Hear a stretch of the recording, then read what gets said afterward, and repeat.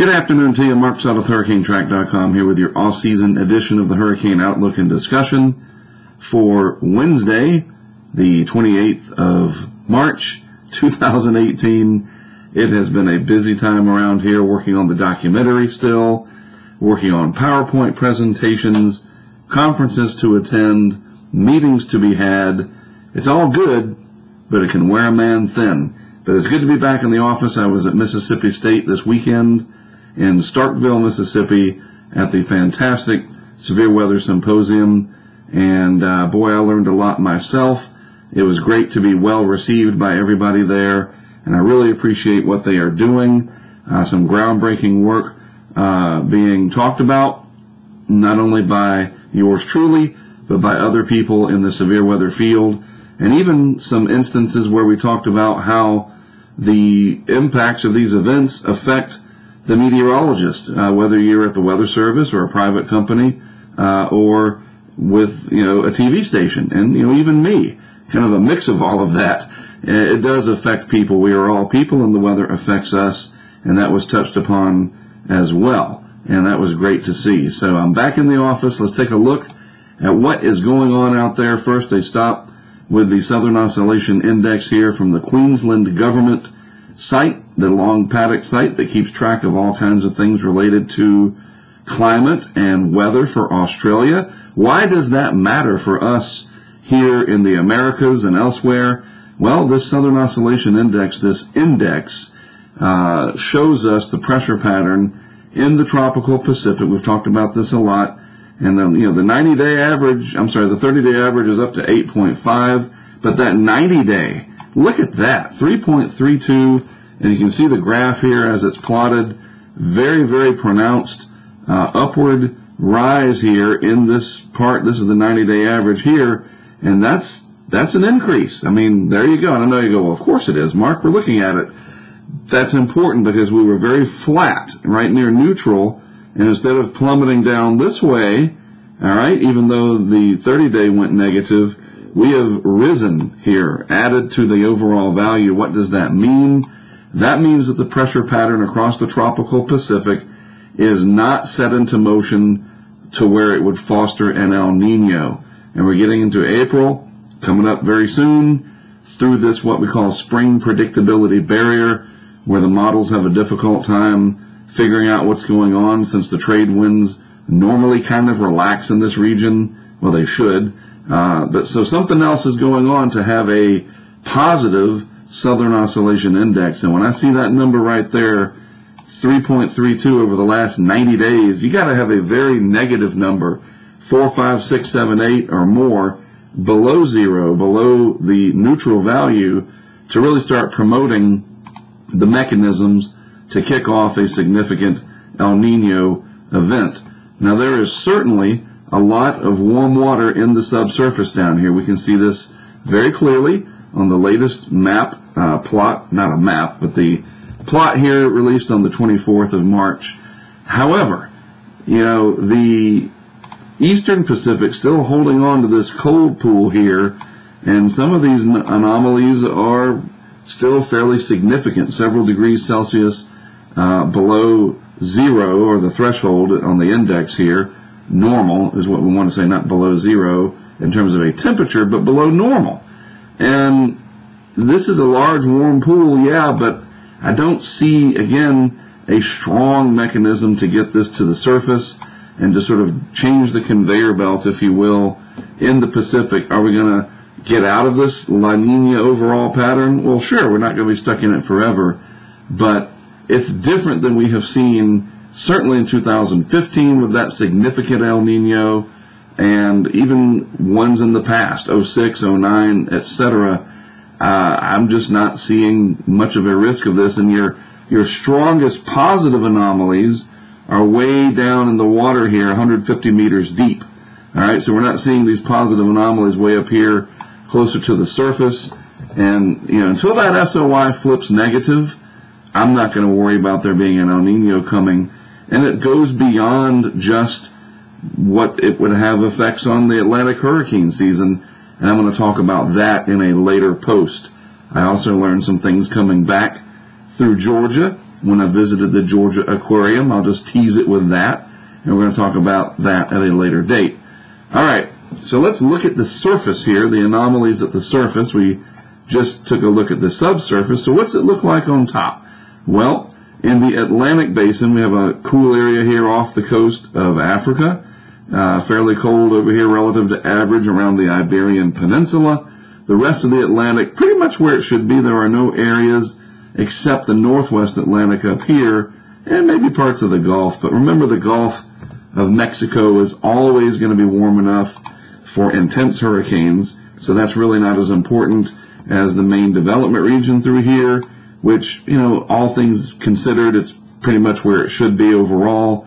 And then the northwest Atlantic. If this is very, very warm compared to average, it doesn't so much affect intensity unless you have something coming through there, certainly, as it might with steering, because warmer water can tend to lead to stronger ridging, etc. We're getting ahead of ourselves, but these are things we watch, and nothing in the Atlantic Basin makes me sit back and either be concerned or I don't have any questions like, why is that there? It's all good. Everything seems to be going along as we thought it would.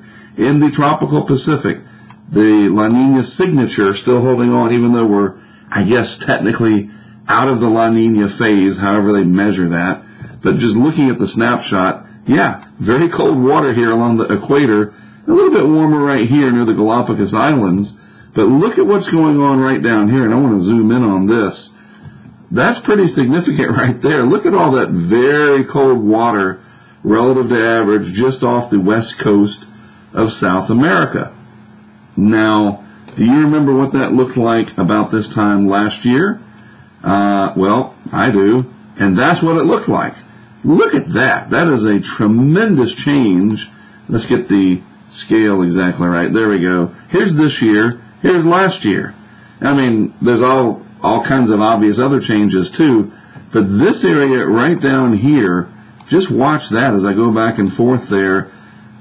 Pretty remarkable difference, and that's indicating some pretty significant upwelling going on down at the surface, or down at the underneath the surface there, off the coast of South America, where I guess there's enough strong trade winds blowing this way to cause upwelling. Whereas last year, at this time, there were some pretty anomalous westerly winds blowing this way from the west, piling up that warm water there that already existed out here. So that's really interesting to me. We'll have to see how long that holds on and how that tries to hold off any significant warming of the equatorial Pacific. Now, 2015, what did it look like then? Well, that's a massive difference between 18 and 15 there. Most of the North Pacific in 2015 was well above normal, all the way up to the coast of California.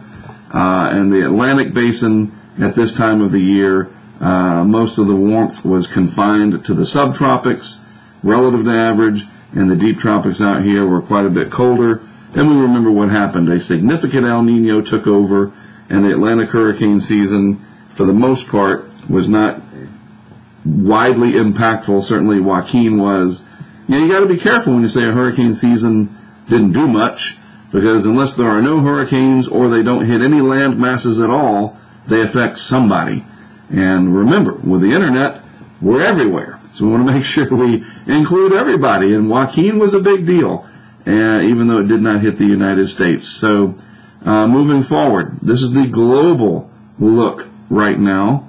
So we widen the map here, this Mercator projection map, and we can see everything on the global scale. Kind of a colder AMO, or what we call Atlantic multi-decadal oscillation.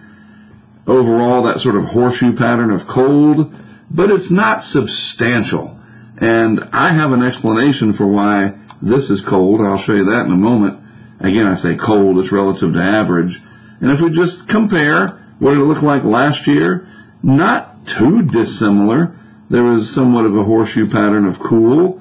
The main development region was about where it is. There's just no giant differences except in the Pacific, where last year at this time it was still fairly warm. We had that very warm area off the coast of South America that I just showed you, and we compare that to this year, Yeah, there's some pretty big differences, especially and mainly confined to the Pacific. Now, why are we seeing in 2018 this area right here? Well, I'll show you. It's because we have had a very persistent and strong intrusion of Saharan air and dust. Big dust outbreaks already coming off of Africa, and the trade winds out there fairly strong. That's mixing things up out here. And then the particulate matter in the atmosphere, blocking the sun from coming in just enough to cool off those surface temps more so than normal. And you might think, well, if it's happening in March, there's probably not even going to be a hurricane season. To which I say, that's hogwash. You got to just wait. These things will come and go. We know that. We've had 4 nor'easters in a row, and you wouldn't deduce from that they're just going to keep happening and bury New England in another glacier. That's nonsense. You know things will change. So while we do have this strong Saharan air layer out here now, it'll change, and things will probably flip back around, especially if the North Atlantic oscillation stays negative, which it has been for a while. There's a lot that goes on with this, but I just wanted to show you this is the reason why. So it's not a mystery. There's the answer. And we'll just have to watch this and see. It's only March, so it doesn't really matter much. Now, I will say this. Let's go back to this map here. You know as well as I do that you get these tropical waves that come off, and unless the Atlantic overall is very hostile, if they're not developing out here and they wait until over here to develop, well, I think you can figure out what the problem with that might be. So when you have a season like 2010 where all of this was very warm, you can get development right off of Africa and out they go, which is great for land masses. But I'm just saying, you might look at this and the Saharan air layer and all that and say, well, this is not going to be favorable, but this might be, right? Or this might be. And that's closer to where we live. And that's where it really matters. Just putting it into perspective. Okay, anybody still on spring break? If you are, Gulf of Mexico, over here in the Big Bend area, not so much. Stay out of the water, too cold. But hey, South Padre and vicinity getting a little warmer. And I'm headed there next week for the National Tropical Weather Conference. Overall, though, the Gulf, as you would imagine this time of year, slowly warming up. 26 degrees Celsius line right through here. Pretty pronounced loop current. Again, nothing unusual, out of the ordinary that makes me worry. I don't want to hear any more talk about how warm the Gulf is compared to average, because it doesn't matter until the hurricanes show up. The warm water alone doesn't make the hurricanes. You have to have all kinds of other things in place, and we just wait and see, right? Look at Harvey. That was a great example. The water temperatures were a little warmer than normal down there, but Harvey had a perfect atmosphere. Irma had a perfect atmosphere. That's a lot more than just water temps, folks. It really is.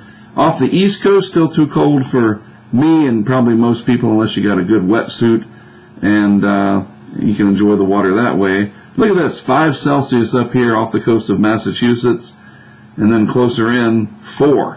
Whew! Water temperatures in the 30s. No, thank you. But down here off the coast of the Carolinas and the Gulf Stream, just offshore, water temperatures warming up in the low to mid 70s Fahrenheit. So we're getting there. Hopefully the nor'easter season is done in terms of the big snows and everything. You still might get one that comes through and rides up the coast, but it's getting a little late in the year to have any significant snow. What it's not late in the year for at all, in fact, we're just getting into as we switch to lower 48 weather, the threat of severe weather and flooding. Tornado risk down here, flooding risk all through here. And I'm going to switch this over to red and make it easier. And this is a big problem. We're going to start really adding more volume to the watersheds down here. And that's going to be problematic for some of the flooding concerns along these major river systems. So I implore you to stay on top of this if you live in these areas. Weather.gov, weather.gov. You can look up Southeast River Forecast Center, the West Gulf Coast River Forecast Center. I will point some of these things out over the coming days, and like in the next update, probably going to have to do one Friday since I'm going to be gone all next week. But I'm serious, this could be a big problem raining on this watershed system down here, the series of watersheds. That's going to be problematic, so keep an eye out for that. In addition, severe weather over the next few days, also going to be a problem. Slight risk, if we look at the categories, tornado is, 5% chance going through Metro Houston, for goodness sakes. Wind and hail, all fairly substantial compared to where they normally are. At least we're not seeing any moderate or high risks of anything. Nevertheless, this is still something to keep an eye on. If we go out to tomorrow's outlook, if it'll load, thank you very much. The lower Mississippi Valley at the risk at that point. Very heavy rainfall, severe weather, tornadoes into the heart of the deep south. So please be aware of that and make sure you're on top of it. And then it slides east and starts to weaken from there. Let's get rid of some of these tabs, shall we? So why is it like this? Why are we seeing this setup? Well, finally, the high pressure, which was anchored up here and nosing its way all down through here, kind of like that, it's a good representation overall, has moved and become anchored down here. And so you've got clockwise flow and what we call the return flow around the backside, all that moisture, and this is where it does matter that the Gulf of Mexico is warmer than normal, because you're bringing in all of this moisture off the Gulf, and it's colliding with the cold air still draining out of Canada, and there's your battle zone in between. And what happens when you squeeze something together? You wring out the moisture, and in that case here, very heavy rainfall at times over the next days to come, and that's going to be problematic. Look at that, the signature here from the GFS, from Levi Cowan's website here, tropicaltidbits.com. Very heavy rainfall today, tomorrow, through the next few days, and then that slides east. Another chunk of high pressure comes down. Chilly again over the east, but we're getting into April eventually, and time is going to run out. The groundhog was right, and we had more than 6 weeks of winter, whatever, right? But I'm telling you, the warmth will be here, and by July and August, we'll be talking about how dadgum hot it is, and you know the drill. Can't win for losing in the weather world. Nobody's ever happy more than just a day at a time, it looks like. But that's how it is. We humans are like that. All right, again, I'm going to the National Tropical Weather Conference, and as I have said, and I don't say this just as a token gesture or whatever, as much as I am honored to be part of it, and there's yours truly right there, and I guess I'm part of the best in the country. I'll take that. That's great. It is. Okay, I've earned it. Hey, we've done a lot of great things. I am even more humbled to be in the presence of people who know more than I will ever forget, or whatever the phrase is, right? And some of them really, really do. So this is going to be a fantastic conference. It's geared towards broadcast meteorology and the field of television and internet-based weather, social media, etc. But it is such a great gathering of just these people plus the attendees to learn from each other, to network, etc. I'm really, really privileged to be a part of it. And if you're watching me now and you're going, and you've never been there, you are in for a treat. And please do come up and say hello. Don't be afraid. Don't be like, well, I'm going to bother him or Josh or anybody. Either Josh Wormwood or Josh Morgerman, Tim Marshall, any of these folks that are going to be there, ask them questions, all right? Introduce yourself, whatever. That's what it's for, and I'm looking forward to it, and I appreciate being a part of it. Alex and Tim do a great job putting this together, and the people behind the scenes, huge kudos to them for this undertaking. So that's next week. I'll probably do an update on Friday, since I'll be traveling next week, and I won't be taking the laptop with me. I just don't take my laptop on the airlines anymore. Sorry. So I'll do an update on Friday, and hopefully we'll be just about ready to drop part 2 of the Tracking the Hurricanes documentary. Part 1 has been very successful, over 2,000 views, and for me, that's successful. Imagine going and showing it to 2,000 people. Oh yeah, that'd be pretty exciting. So it's a showcase. It's a way for me to show you what we did, and I'm very proud of that work. Part 2 is coming up, hopefully by the end of the week into early next week. I'll talk about that Friday. Have a great rest of your week. It's only 2 days away. I'm acting like it's Monday or something. Have a great rest of the next few days. Again, I'm Mark Suttle with HurricaneTrack.com. Thank you so much, as always, for tuning in. Don't forget to subscribe on YouTube for alerts when I do videos in the future. And speaking of that, I'll have another one for you on Friday.